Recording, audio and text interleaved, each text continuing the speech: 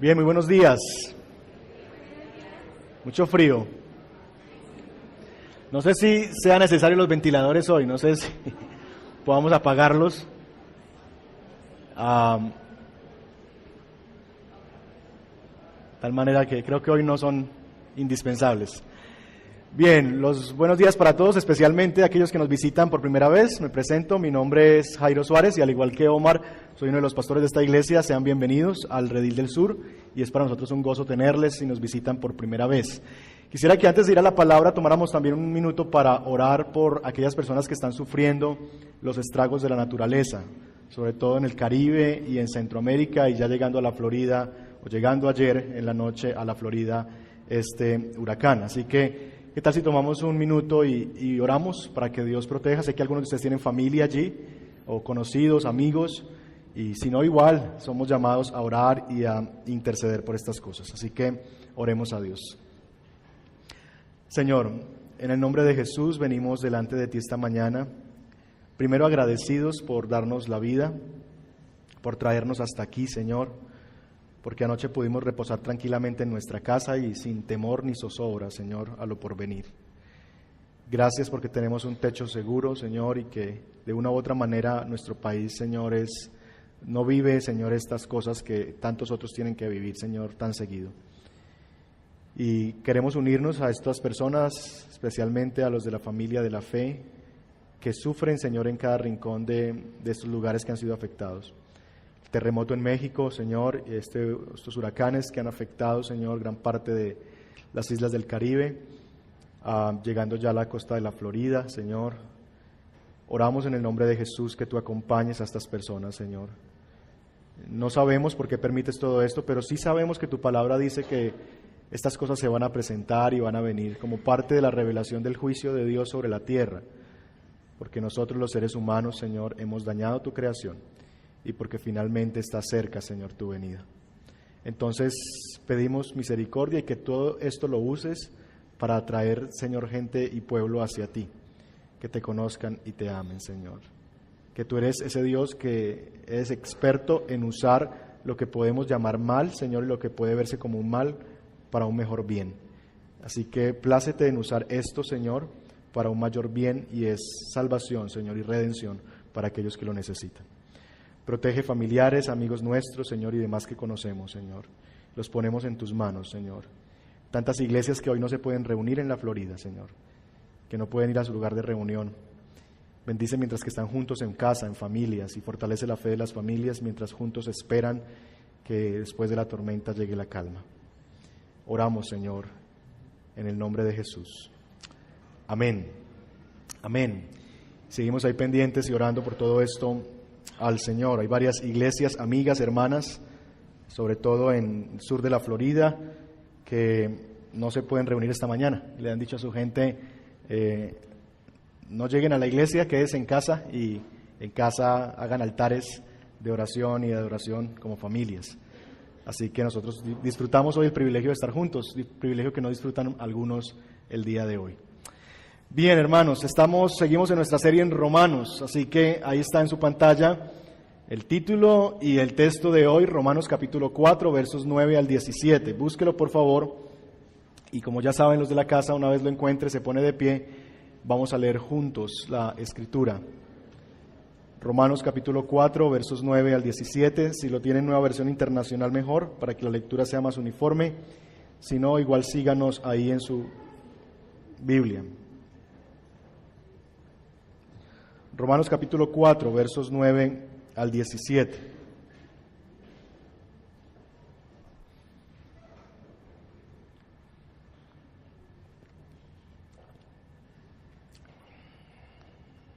¿Estamos? Ok, voy a leer algunos versos que ya leímos la semana pasada, pero la semana pasada en realidad el énfasis estuvo mucho en versos 1 al 8. Hoy vamos a trabajar los otros versos, así que por eso vamos a leer algunos versos que ya leímos la semana anterior y que eran necesarios a nivel de contexto de nuestro pasaje de estudio. Romanos capítulo 4, verso 9, yo leo el 9, ustedes el 10 y así nos vamos hasta el 17. ¿Acaso se ha reservado esta dicha solo para los que están circuncidados? ¿Acaso no es también para los gentiles? Hemos dicho que a Abraham se le tomó en cuenta la fe como justicia.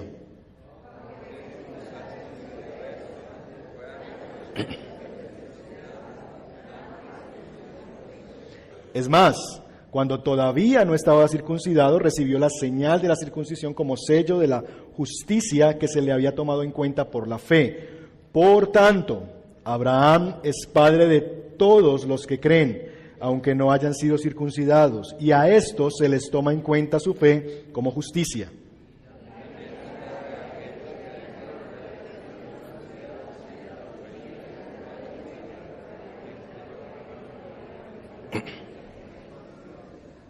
En efecto, no fue mediante la ley como Abraham y su descendencia recibieron la promesa de que él sería heredero del mundo, sino mediante la fe, la cual se le tomó en cuenta como justicia.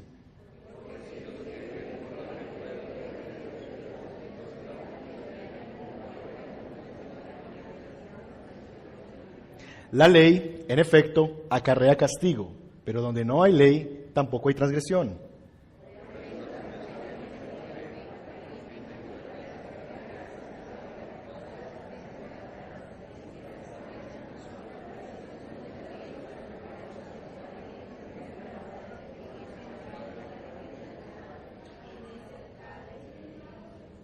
Delante de Dios, tal como está escrito, te he confirmado como padre de muchas naciones.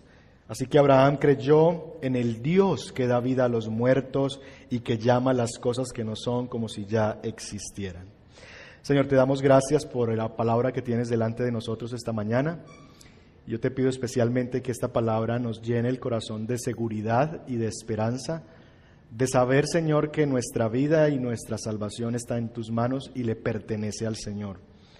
Que no hay nada, Señor, en nosotros que podamos hacer para deshacer lo que tú has entregado como promesa. Así que pedimos en el nombre de Jesús que nos guíes por tu Espíritu. Y en este tema que es tan espinoso para algunos, segura mi salvación, se pierde, no se pierde y demás, que hoy seamos guiados por tu palabra, Señor, y que sometamos nuestra mente y nuestro corazón a ella, Señor.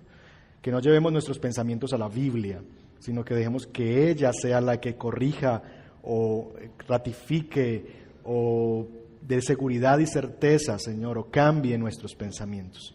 Así lo pedimos, Señor, y oramos esto en el nombre de Jesús. Amén. Amén. Podemos sentarnos. Bien, la semana pasada iniciamos el capítulo 4 de Romanos en esta serie que tenemos desde comienzo de año en el libro de Romanos. Y decíamos la semana pasada, entramos a ver el ejemplo de Abraham como un hombre al cual Pablo, que es el escritor de la carta a los Romanos, usa para mostrar cómo es que funciona este tema de la justificación por la fe. Abraham es de los personajes más importantes en la historia del pueblo judío y es traído a la escena de este relato para mostrarle a los judíos que la justificación por la fe no es una novedad. No es algo que solamente el cristianismo se inventó, sino que tiene su arraigo en el judaísmo y que de hecho siempre ha sido así. Decíamos que no es que en el Antiguo Testamento la gente se salvaba obedeciendo la ley y en el Nuevo es la gracia, sino que lo que nos ha demostrado Pablo en los primeros versos del capítulo 4 es que siempre ha sido por la fe, siempre ha sido por la fe. Abraham por la fe fue justificado, ¿cierto? Antes de circuncidarse, antes de hacer cualquier cosa, Dios le dijo en Génesis capítulo 15, verso 6, que Abraham le creyó a Dios y su fe le fue contada como justicia. De tal manera, mis hermanos, que hemos demostrado que la justicia de Dios ha venido siempre en la historia de la humanidad a través de la fe. Entonces, no es que había un sistema antes por el cual la gente era justificada, salvada, y que ya ese sistema Cristo lo terminó y ahora empezó uno nuevo. No es así, sino que siempre ha sido por la fe, por creer las promesas de Dios. Y decíamos, a manera de ilustración, que la diferencia entre Abraham y nosotros es que Abraham estaba de este lado de la cruz, antes de la cruz, y lo que Abraham hizo fue poner su fe en lo porvenir, en la promesa de que vendría uno en el cual serían benditas las naciones de la tierra. Nosotros, 2017, en el Redil del Sur, aquí en Sabaneta, estamos después de la cruz, 2017 años o 2000 años más o menos, después de la cruz. Abraham creyó hacia el futuro, nosotros creemos hacia el pasado, pero creemos lo mismo, que habría de venir uno en el cual serían benditas todas las naciones de la tierra. ¿Estamos claros? Eso fue lo que la semana pasada vimos. Bien, hoy entramos en un tema que también era espinoso en la época y que sé que para muchos de ustedes es espinoso. Y es esa pregunta de, ¿es segura mi salvación? ¿O se puede perder la salvación? ¿Se ha hecho usted esa pregunta alguna vez? ¿Le han hecho esa pregunta a usted? Es un tema de mucho diálogo y mucho debate, sobre todo si usted ya tiene unos años en el cristianismo. Hay aún iglesias que se separan debido a eso, ¿cierto? O personas que dicen, yo no puedo estar en esta iglesia porque creen esto y yo no creo eso, ¿cierto? Y es un tema bien espinoso y que toca fibras muy profundas en el corazón de cada uno de nosotros. Lo que queremos, y es lo que Pablo va a hacer aquí, es mostrar realmente qué es lo que nosotros podemos pensar acerca de la certeza de nuestra salvación. Pablo, si ustedes ven ahí, y voy a requerir que usted use su Biblia hoy mucho, así que hoy sí requiero que si usted se acostó ayer a las 2 de la mañana, de alguna manera le volé codo al de al lado, no lo deje dormir, no lo deje distraer, porque vamos a estar en este tema muy espinoso que va a requerir toda su atención en los próximos 35, 40 minutos. ¿Estamos? Ok, miren conmigo primero el verso 9, que es donde comenzamos nuestra lectura. El debate sigue. Pablo sigue usando este mecanismo llamado diatriba, o diatriba, como quiera llamarlo, que es una forma de argumentación propia de la época. Y Pablo usa preguntas que él mismo se formula, pero que realmente sabe que están en la mente de su interlocutor, del otro que le está escuchando, en este caso los judíos que no pueden creer este tema de la justificación por la fe. Y el verso 9 tenemos esa primera pregunta. ¿Acaso se ha reservado esta dicha solo para los que están circuncidados? La pregunta allí es, ¿quiénes son los beneficiarios de la justificación por la fe? ¿Es solamente los que han sido circuncidados según la ley de Moisés o es para otras personas? La respuesta ahí mismo en el verso 9, después de la pregunta, dice, ¿acaso no es también para los gentiles? Nos introduce de nuevo a Abraham la respuesta. Hemos dicho, verso 9, que a Abraham se le tomó en cuenta la fe como justicia. De nuevo en el argumento de Pablo aparece el padre de los judíos, Abraham. Y lo que Pablo está haciendo es mostrar el ejemplo de Abraham para decir es que Abraham no fue justificado por haber sido circuncidado, sino que eso ocurrió antes. Y el argumento de Pablo es temporal. Mire conmigo verso 10. ¿Bajo qué circunstancias sucedió esto? ¿Fue antes o después de ser circuncidado? ¿Qué es la respuesta? Antes y no después. ¿Qué es lo que está diciendo? El punto es, ¿Abraham recibió la justicia después de que se circuncidó o antes? Pablo está diciendo es antes. Por lo tanto, entonces podemos decir, verso 11, que cuando todavía no estaba circuncidado, él recibió la señal, ¿cierto?, de la circuncisión como sello de la justicia que se le había tomado en cuenta por la fe. Lo que nos está diciendo Pablo en el verso 11 es que la circuncisión que vino después de que Abraham fue justificado fue simplemente una señal, ¿cierto?, un paso de obediencia para confirmar lo que él ya había creído en el pasado. La circuncisión terminó convirtiéndose en una señal que mostró que él ya tenía fe en Dios, era un símbolo de pertenencia. La obediencia vino después de la fe. Y recuerda que eso lo dijimos en el capítulo 1, que lo que Dios quiere de nosotros no es obediencia. ¿Recuerdan eso? Sino que lo que Dios quiere de nosotros es una obediencia que proceda de la fe. Que por eso muchos padres de familia se desgastan con sus hijos. Porque le están pidiendo a sus hijos que actúen como cristianos cuando no son cristianos. Entonces yo no le puedo pedir a un naranjo que dé limones o que dé mangos. Entonces, muchos de nosotros le pedimos a la gente, ay, pero es que usted va a la iglesia. No, el hecho de que usted viva en un garaje no quiere decir que usted sea un carro. De la misma manera que venga a una iglesia no quiere decir que usted sea un cristiano, ¿cierto? Muchas veces nos gastamos pidiéndole a la gente que haga cosas que no corresponden a su naturaleza. Lo que Dios quiere no es obediencia, porque eso es moralismo. Yo puedo ser buen padre, buen esposo, buen hijo sin venir a una iglesia y sin ser cristiano, ¿sí o no? El punto es que lo que Dios quiere es una obediencia que proceda de mi fe en Cristo. Primero la fe, y esa fe va a desencadenar en obediencia a Dios. Esa es la obediencia que Dios quiere y que a Dios agrada. Esto que Pablo está diciendo acerca de Abraham es muy importante para nosotros. ¿Por qué? Por un lado, porque nos deja ver que el perdón de los pecados, del cual se nos ha hablado en el verso 7 y en el verso 8, es también para nosotros. que también somos los gentiles, es decir, los no judíos, los que al poner nuestra fe en aquel que justifica a los malvados, podemos tener certeza de que también ese regalo de la justicia de Dios por la fe nos es concedido a nosotros. Y eso es una extraordinaria noticia. ¿A usted le suena normal? Pero para esa época en la que Pablo escribe, decir que un gentil iba a acceder a los beneficios, ¿cierto?, de la gracia de Dios y que iban a ser salvados, era revolucionario. Pero para nosotros también se convierte en una buena noticia. Somos salvados también por la fe en Cristo. La salvación no solamente fue reservada a un pueblo étnico llamado Israel o los judíos, sino que Dios ahora en Cristo nos ha concedido a nosotros, que somos, como dice el verso 11, tenemos a Abraham por padre, porque creemos lo mismo que él. Ahora a nosotros nos es concedida también la justicia de Dios. Así que por eso es importante. Pero en segundo lugar es importante porque entendemos que yo no necesito portarme bien para que Dios me acepte. Y eso es muy importante en nuestra vida. No necesito portarme bien para que Dios me acepte, sino que si creo en el que justifica a los malvados, yo soy aceptado y luego puedo obedecer a Dios. No es obediencia y entonces Dios me acepta. No, es justicia por la fe, soy aceptado por Dios y ahora que soy aceptado por Dios, puedo obedecer a Dios. Y eso parece a veces obvio, pero no es tan obvio para nosotros. Creer que Él me acepta cuando yo creo, sin ni siquiera poder obedecer todavía lo que Él quiere. Y eso es lo que dijimos también en otro de nuestros sermones anteriores: identidad primero, obediencia después. Identidad primero, obediencia después. Yo primero necesito saber si soy un creyente, si estoy en Cristo. Eso es lo primero que tengo que resolver en mi vida. ¿Estoy en Cristo? Soy un creyente, Dios es el centro en mi vida, he reconocido el Evangelio, creo en el Evangelio, entiendo el Evangelio, y después entonces Dios espera que yo corresponda a eso o que yo viva en eso en obediencia. Identidad primero, obediencia después. El verso 12, que es un verso de transición, nos va a mostrar básicamente que a los judíos también funcionaban de esa manera, que ellos también son hijos de Abraham, no por la circuncisión, sino si siguen las huellas de su fe.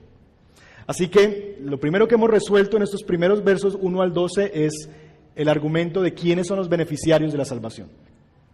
¿Quiénes son los beneficiarios de la justicia por la fe? Todos los gentiles, porque nosotros también somos hijos de Abraham por la fe. Así que eso es lo primero que se ha resuelto. Nuestro enfoque esta mañana vamos a quedarnos en los versos 13 al 17. Y es ahí donde vamos a estar dándole duro para tratar de entender, porque es aquí donde está el meollo del asunto y el choque que muchos tenemos con estos versos.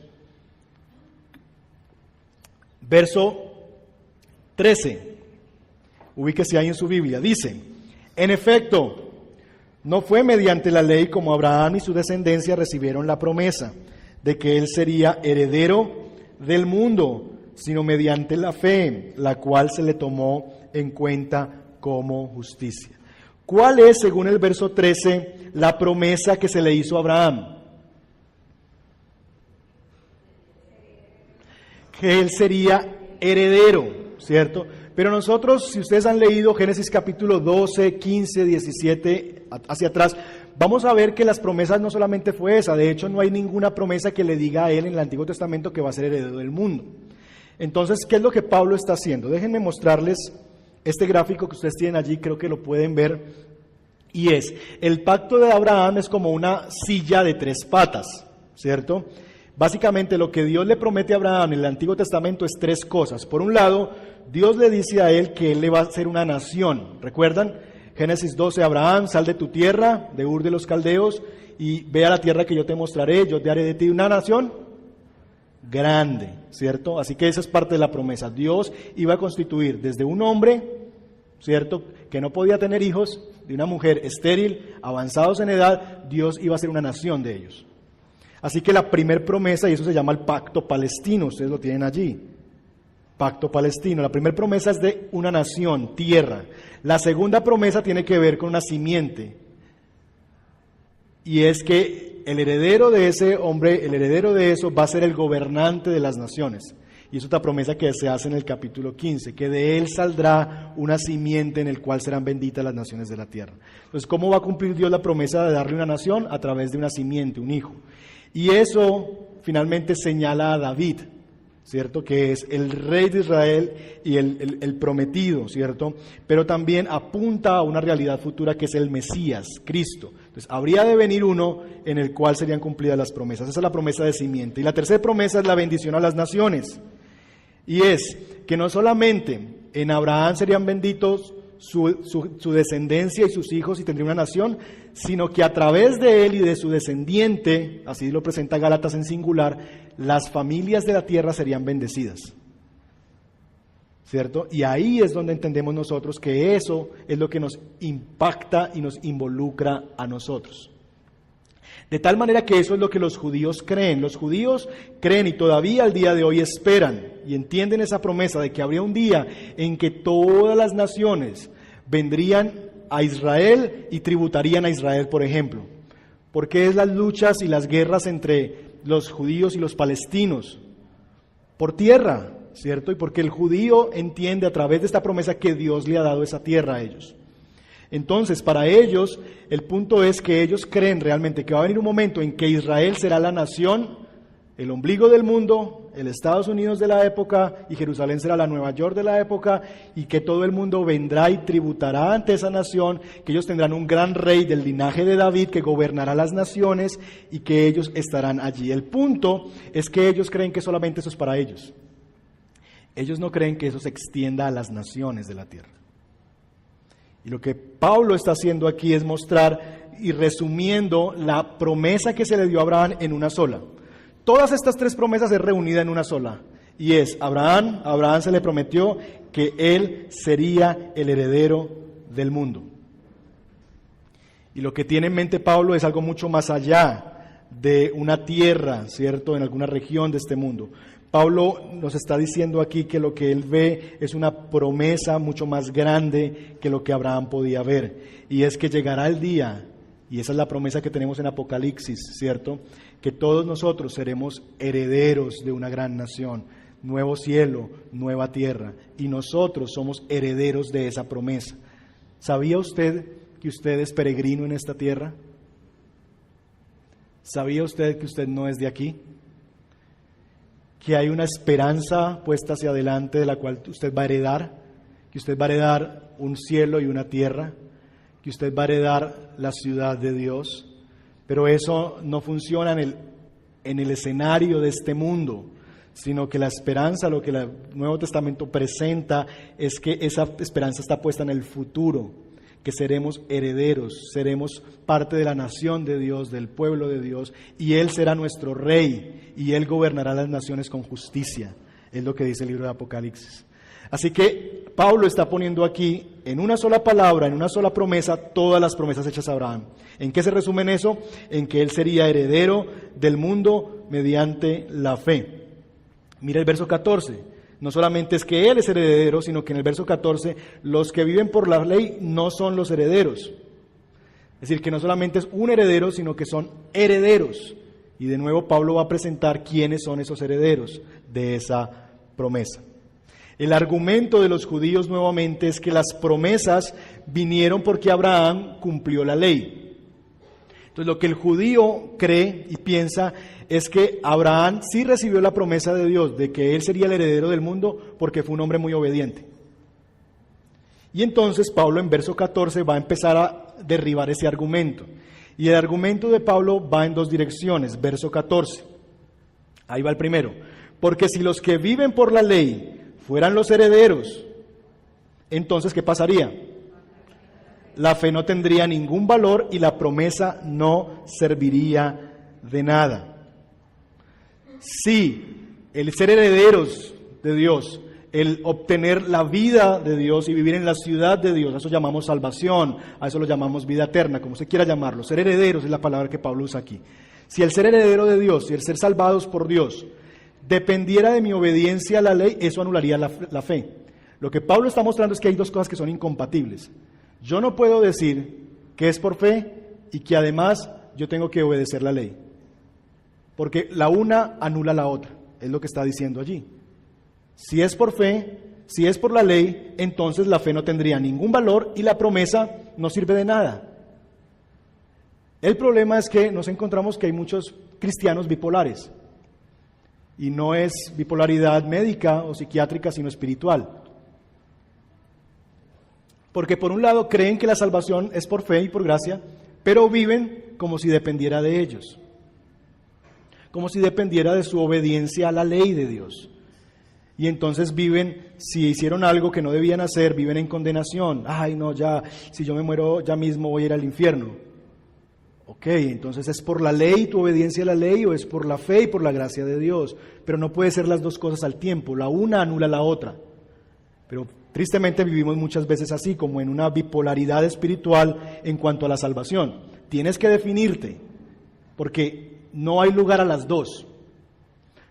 Recuerdan que en el único espacio religioso donde hay lugar para las dos es en el catolicismo. El catolicismo dice es fe más obras. La fe cristiana dice es solo fe lo que me justifica delante de Dios, y es lo que Romanos nos ha venido mostrando. Así que tienes que decidirte, o eres salvado por la gracia de Dios y por la fe, o eres salvado por la ley. Pero las dos cosas no pueden estar juntas porque la una anula la otra y hace inservible la promesa. Es lo que verso 14 nos está diciendo. Pero la otra razón a la que Pablo atañe aquí es que no podría tener certeza de que Dios cumple sus promesas. ¿Por qué? Verso 15. Si nuestra salvación, si nuestra manera de llegar a ser herederos de la tierra que Dios nos ha prometido, si la manera de llegar a la ciudad de Dios es por mi cumplimiento de la ley, entonces dice el verso 15, la ley en efecto acarrea castigo, pero donde no hay ley, tampoco hay transgresión. El punto es que yo no podría tener certeza de mi salvación si recibir la promesa de Dios dependiera de mi obediencia a la ley, porque lo que voy a recibir es castigo, porque ninguno de nosotros puede cumplir la ley perfectamente. No me puedo sostener justo, obediente delante de Dios. Mire, por ejemplo, cómo la Nueva Traducción Viviente presenta este punto. Mire conmigo ahí en pantalla. Obviamente, es los mismos versos 13 al 15 de Romanos. Obviamente, la promesa que Dios hizo de dar toda la tierra a Abraham, ¿y a quiénes más? ¿Quiénes son descendientes de Abraham? ¿Por qué? Por fe, que compartimos la fe de Abraham. Esa promesa no se basaba en ¿qué cosa? En la obediencia de Abraham a la ley, sino ¿en qué? En una relación correcta con Dios. Esa relación correcta con Dios es la palabra justificación, que lo traduce NTV como una relación correcta con Dios, la cual viene ¿cómo? Por la fe. Miren el problema, si la promesa de Dios es solo para los que obedecen la ley, entonces la fe no hace falta y la promesa no tiene sentido, pues la ley siempre trae castigo a los que tratan de obedecerla. La única forma de no violar la ley es no tener ninguna ley para violar. ¿Vemos el asunto? Yo tengo que decidirme en mi fe cristiana. O voy a creer que es por fe, o voy a creer que es por la ley. Porque una cosa va a anular la otra. ¿Qué es lo que yo creo? Lo que Pablo está diciendo aquí en Romanos 4, versos 13 al 15, es que está basada en la promesa de Dios, no en la obediencia de Abraham, sino en la relación correcta con Dios, que es la palabra justificación, ser visto por Dios como justo, la cual viene por la fe. Si es por fe, no puede ser por obediencia. Es así de sencillo. Entonces, la pregunta que viene es, ¿qué certeza puedo tener de eso? ¿Qué certeza puedo tener de que he sido aceptado por Dios? ¿Me está garantizada a mí la promesa de ser heredero del mundo? ¿Puedo tener yo garantía de eso? ¿O es una promesa que se me da, pero que después mire usted a ver qué hace con ella? ¿O es una promesa que está garantizada, es decir, que va a ser cuidada, resguardada? Verso 16. Por eso, la promesa viene por la fe. ¿Con cuál fin? A fin de que por la gracia quede garantizada para toda la descendencia de Abraham. Esta promesa no es solamente para los de la ley, sino también para los de la fe de Abraham, quien es Padre que tenemos en común. Se lo leo ahora en Nueva Traducción Viviente que nos ayuda. Así que la promesa se recibe por medio de la fe. ¿Y es qué? Eso es la definición de gracia. ¿Qué es gracia? Gracia es un regalo inmerecido. y vivamos o no de acuerdo con la ley de Moisés, todos estamos, ¿qué cosa? Seguros de recibir esta promesa si tenemos una fe como la de Abraham, quien es el Padre de todos los que creen. Entonces, esto no es otra cosa que decir que la promesa de Dios viene solamente cuando tú pones tu confianza en el que justifica al malvado. Y ese concepto que la justificación me da, y es que es un concepto que Dios tiene sobre mí, me ve justo, me ve santo, me ve sin mancha, me ve perdonado. Esa cosa de que Dios te ve ya justo, de que te ve ahora como heredero del mundo, no va a cambiar jamás. ¿Puedes creer eso? ¿Tienes certeza de que Dios no cambiará lo que ha prometido? Porque es garantizada, ¿por qué? Por la gracia, es la garantía. De tal manera que no descansa en nosotros, no depende de mí sostenerme en esa promesa, no depende de mí sostenerme así en ese estado, porque el que garantiza esa promesa y por la cual vino esa promesa no es por mi obediencia, sino por un regalo y una promesa de Dios. No descansa en mí, descansa en una promesa de Dios y vino por gracia y queda garantizada. Y entonces algunos podrían objetar, sí, pastor, yo puedo estar de acuerdo con eso, pero es que yo creí. Entonces sí depende de mí, porque el texto dice que es a los que tienen la fe de Abraham. Y esa puede ser una objeción muy válida. Así que en última instancia sí depende de mí mi salvación. Miren conmigo Efesios capítulo 2, verso 8, por favor, sin perder Romanos. Efesios capítulo 2, verso 8.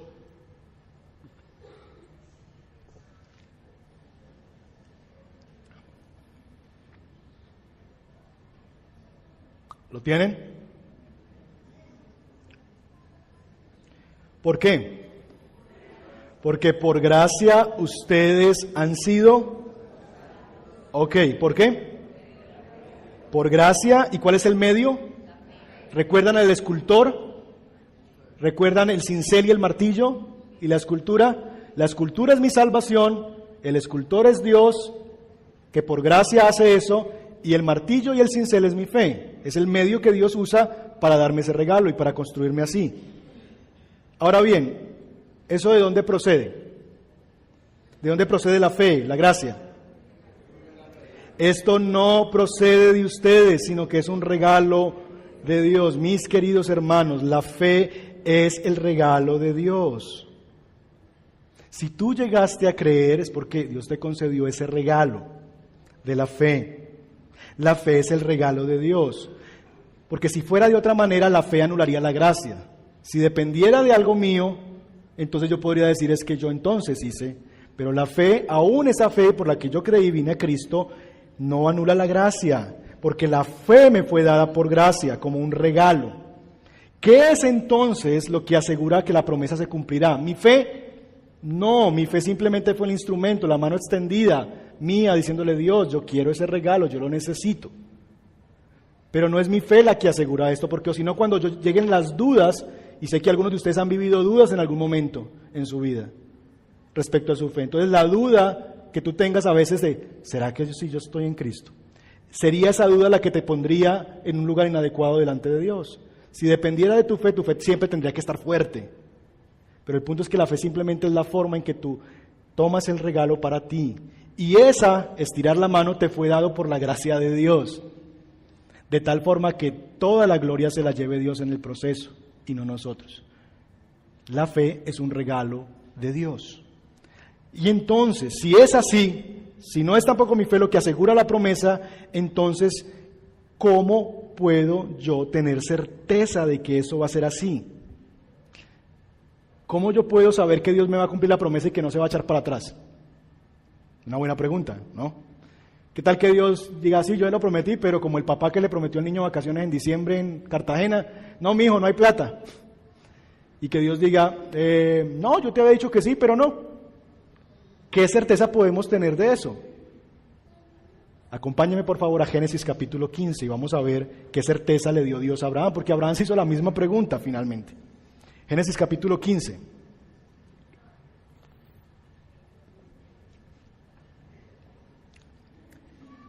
Génesis 15, versos 6 al 8. ¿Estamos? Ok, ahí se nos narra la historia de Abraham y es la cita que usa Romanos 4. Abraham, verso 6, creyó al Señor y el Señor lo reconoció a él como justo. Eso es lo que Pablo ha usado en Romanos 4, ¿recuerdan? Es una cita que Pablo usa en Romanos 4.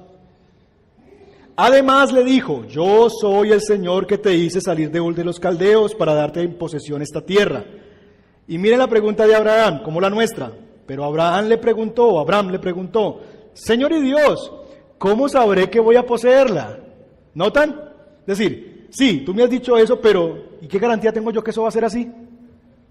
Es decir, ¿y a mí quién me asegura que usted después no encuentre a alguien más bueno que yo? ¿A alguien más obediente? ¿A alguien que no sea tan viejito y que sí pueda tener hijos? ¿Que tenga una esposa que no sea estéril y usted cambie de opinión? Mismo temor que tenemos muchas veces nosotros. ¿Cómo yo puedo tener certeza de que si Dios me ha dicho que soy heredero, que Él me ha dado una tierra, qué certeza puedo tener yo de que eso va a seguir siendo así? ¿Mi obediencia? No. ¿Mi fe? No. Verso 9. El Señor le respondió, tráeme una ternera, una cabra y un carnero, todos ellos de 3 años, y también una tórtola y un pichón de paloma. Lo que Dios va a hacer con Abraham a partir de este momento es un pacto. La promesa de Dios es asegurada a través de un pacto de Dios.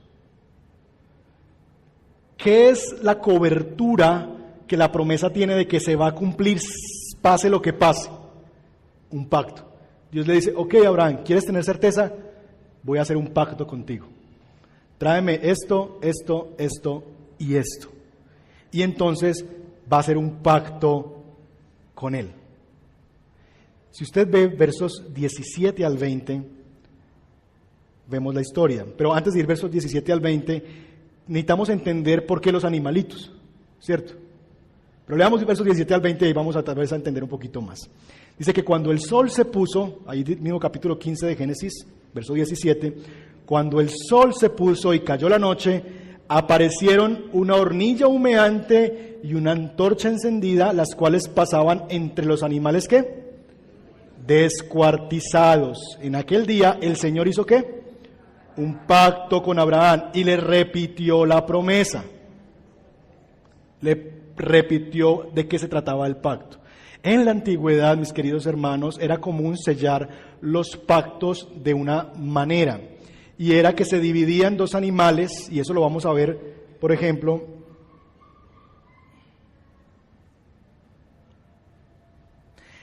este era el asunto. Se cogían animales, se partían en 2 los animales, y las personas que entraban en pacto, siempre hay 2 personas, ¿cierto? En un pacto hay 2 personas. Las personas pasaban en medio de los animales. Y era una forma de decir, que me pase a mí lo que le está pasando a estos animales o lo que les pasó a estos animales si yo no cumplo esta promesa.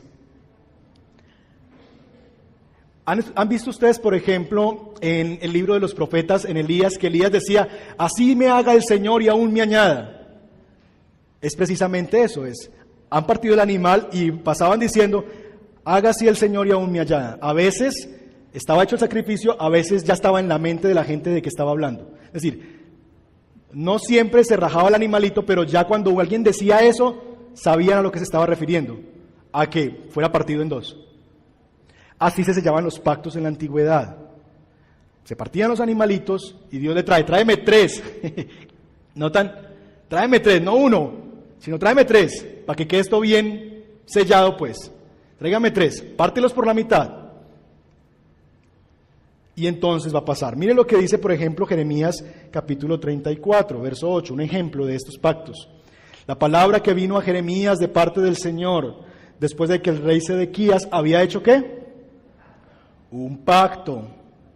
Aquí hay un pacto entre ¿quiénes? El rey Sedequías y ¿quién más? Y todo el pueblo. Así que hay 2 partes, el rey Sedequías y el pueblo. ¿Cuál era el pacto que había en Jerusalén para proclamarles libertad? Un pacto para darles libertad. Sedequías es el rey opresor y él les va a dar la libertad si hacen un pacto con él. Mire lo que sigue diciendo más adelante, solamente para ir avanzando. Verso 18 de ese mismo capítulo de Jeremías. Puesto que han violado mi pacto, parece que el pueblo no cumplió el pacto. Puesto que han violado mi pacto, seguramente el pueblo, y no han cumplido las estipulaciones del pacto que acordaron en mi presencia, los trataré como al novillo que cortaron en dos, y entre cuyos pedazos, ¿qué? Pasaron, ¿para qué? Rubricar el pacto. Entonces, ¿notan la práctica? Ahí está. Hacemos un pacto, partimos los animales y las partes comprometidas pasan por en medio de los animales. Y lo que Sedequías está diciendo aquí a través del profeta es, como no han cumplido el pacto que han hecho, les va a pasar eso. Les va a pasar lo de los animales, entre cuyos pedazos pasaron para confirmar o rubricar el pacto. ¿Cómo era confirmado el pacto? Pasando por en medio de los animales. Ahora bien, fije sus ojos en Génesis capítulo 15, verso 17.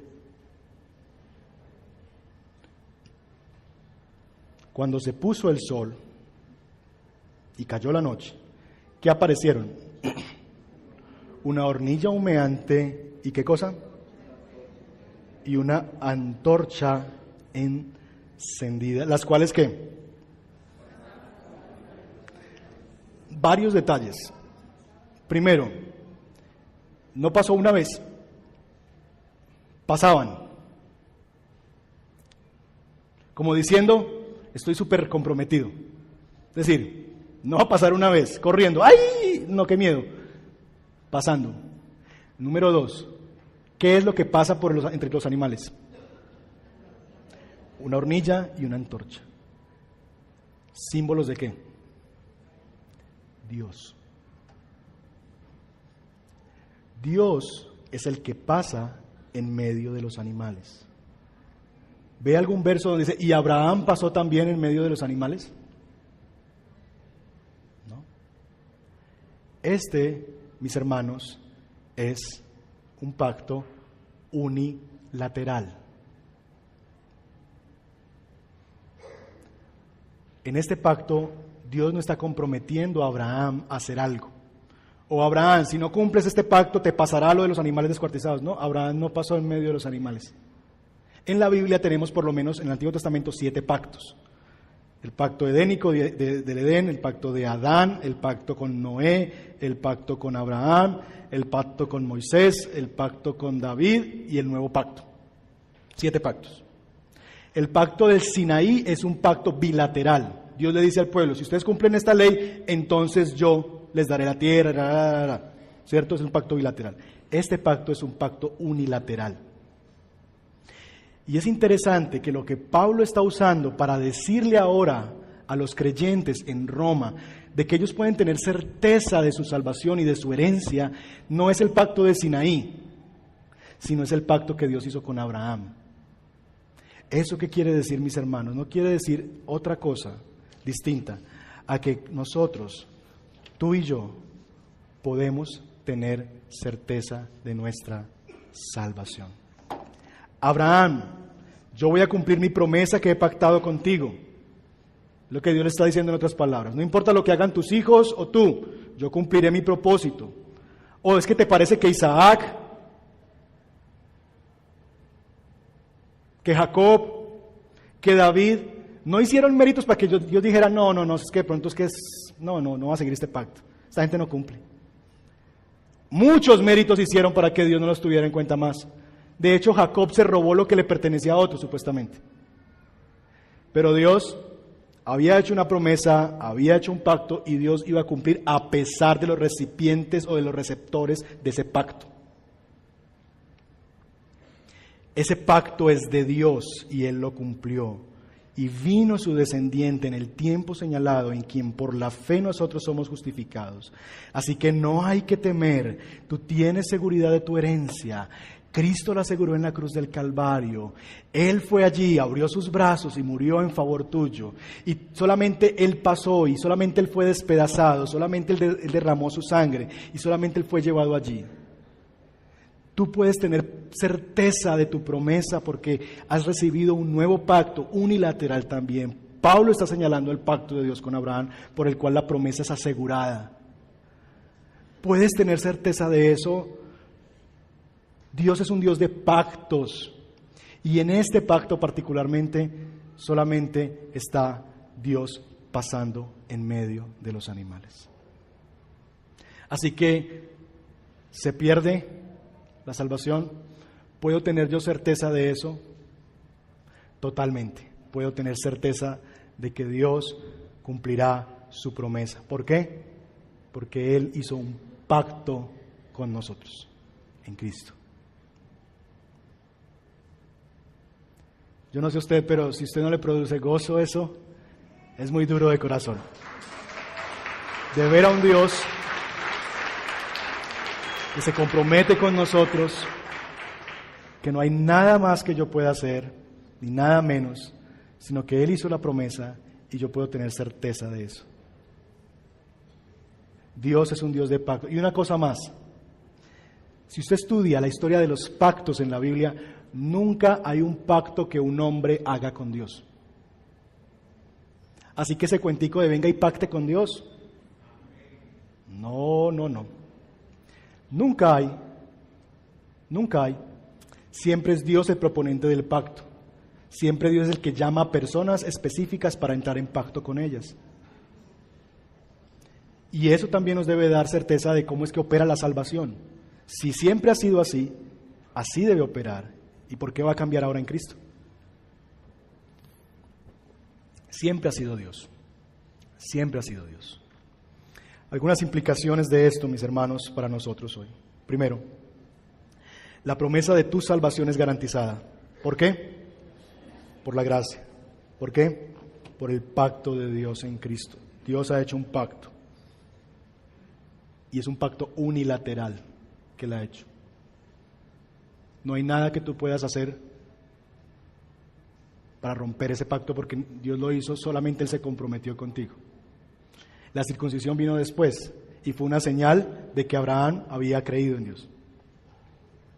Pero la circuncisión no fue la parte de Abraham en términos de asegurar el pacto. No, Dios hizo ese pacto con Abraham. La circuncisión vino después como un paso de obediencia y de certeza y de pertenencia. Le pertenecemos ahora a este Dios. Así que la promesa de tu salvación, mis queridos hermanos que están aquí esta mañana, es garantizada por la gracia. No la puedes perder. Vives en libertad. Vives como un hijo seguro. Es un pacto unilateral. Y eso te debe llevar a pensar entonces en muchas cosas de tu fe cristiana. ¿Por qué vienes a la iglesia, por ejemplo? ¿Por qué lees tu Biblia en la semana? ¿Por qué oras a Dios en la semana? ¿Por qué vas a la escuela bíblica o a reto? ¿Lo haces para acumular alguna clase de méritos con Dios? Porque es que si hago eso, Dios me va a escuchar más y entonces voy a estar más seguro de quién soy en Cristo y de mi salvación. ¿Es eso lo que me motiva? ¿O es simplemente voy porque quiero amar al que me ama? Quiero amar al que me ama. Quiero cultivar una relación profunda con aquel en quien estoy seguro, soy hijo amado, y que aunque me haya ido a comer con los cerdos, de alguna manera yo voy a volver y estoy volviendo a la casa del Padre y estoy delante de Él y Él me pone el anillo, me pone el calzado como si no hubiera pasado nada porque siempre he sido su hijo. ¿Puedo tener certeza de eso? ¿Por qué hago lo que hago en Cristo? ¿Basado en un deseo de acumular méritos o basado en una pasión por amar a aquel que me amó tan profundamente en Cristo? Segundo, yo sé que muchos de ustedes están en necesidad, algunos sin casa, sufriendo para pagar el arriendo cada mes, con aflicción en su corazón. Yo quiero recordarte que tú no eres de aquí, tú estás de paso aquí, tú eres como Daniel, que vivía en una tierra que no era la de él y que él sabía que no era la de él, había sido exiliado, sacado, llevado a una tierra que no era la de él. Sin embargo, él vivía en esa tierra haciendo el bien de esa tierra porque se esforzó por estudiar, se esforzó por ser un gran hombre allí, pero nunca perdió la conciencia de que él pertenecía a otro lado. Muchos de nosotros en Cristo muchas veces perdemos nuestra conciencia de que no somos de aquí. Y tan fácilmente nos aferramos a este mundo, Tan fácilmente nos aferramos a las cosas de este mundo, a una casa, y es como el sueño de la vida, es que sin esta casa yo no tengo vida, y a una profesión, o a una cosa, o a una persona, como si nuestra herencia fuera esta. Tu herencia no es esta. Y si tú eres la persona y el hombre o la mujer más pobre en este mundo, todavía tú puedes tener certeza de que te espera una gran herencia, una gloriosa herencia, y confiar de que Jesucristo mismo está haciendo casa para ti. Voy ante el Padre y voy a hacer morada para ti. Puedes atesorar eso con todo tu corazón. Puedes desarraigarte de los apegos de este mundo y sí trabajar y sí buscar el bien de la ciudad, porque estamos aquí, porque Dios nos ha puesto aquí en esta temporada de la vida y Él ha querido que sea así, pero no aferrándonos como si esto fuera lo último que tenemos, sino que si tú estás en Cristo, te espera una herencia en Cristo en los cielos. Eres heredero, cobra ánimo, esta no es tu herencia vendrá. Cobra ánimo, si estás en aflicción financiera, si ves que a veces es con lo justo, cobra ánimo, esto no se acaba aquí, la historia continúa. Y finalmente, una implicación más. Circuncisión y bautismo, identificación. Aunque Abraham se circuncidó después de eso, la circuncisión, según este texto, es una señal de que Abraham había creído. Nosotros en Cristo tenemos una señal para los que creen, y esa señal de los que creen es el bautismo. Si tú estás aquí esta mañana y tú dices, sí, yo soy un creyente, yo soy cristiano, yo he creído en el Evangelio, yo he abrazado a Cristo, y no te has bautizado, mi invitación y mi ánimo es, confirma tu fe a través del bautismo. Mi invitación no es circuncídate, mi invitación es bautízate. Bautízate, porque es la forma en que tú te identificas con Cristo en el bautismo. Si esa es tu fe, si tú has creído, responde como Abraham. Abraham creyó y como señal de que había creído se circuncidó y llevaba esa señal en su piel todos los días de su vida. Si tú has creído en Cristo, no es posible que alguien haya creído en Cristo y se resista a ser bautizado. No hay razón para eso, porque el único requisito que hay para ser bautizado es haber creído en el Evangelio y ser un hijo de Dios, ser creyente. Si eso está, ay pastor, pero es que yo no, yo tampoco. El punto es, si tú estás en Cristo, eres una nueva criatura, Dios te está transformando desde adentro, muestra una señal pública de que tu fe es verdad real, y que así como tú un tiempo estuviste con una novia y amaste a esa novia, ponte el anillo y comprométete con esa novia y cásate. Y el bautismo es una forma de una señal de que yo ya he creído en Cristo. Si estás aquí esta mañana y Dios te ha hablado y tú dices, sí, ese es mi caso y ya, estoy listo, ¿dónde hay agua? Ve al punto de información al final, al salir de aquí, y no les he dicho a ellos, pero yo sé que ellos me van a perdonar eso, y te van a inscribir en una hoja y te vamos a estar comunicando cuando arrancamos curso de bautismo, que tú te puedas identificar en Cristo. Y esa identificación es para los que tienen fe en Él. ¿Estamos? ¿Oramos al Señor?